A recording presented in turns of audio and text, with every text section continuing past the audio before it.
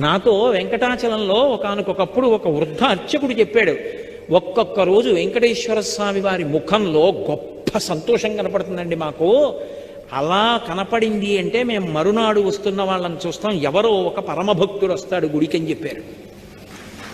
అలాంటి వాడు ఒకడు వస్తాడు లక్ష్మి, వాడు హుండీలో డబ్బులు వేయడానికి ఇలా చేయి పెడతాడు. వాడేం పెద్ద పెద్ద కట్టలు వేయడు, వాడు ఒక పావలా కాసో 2 రూపాయలో వదులుతాడు.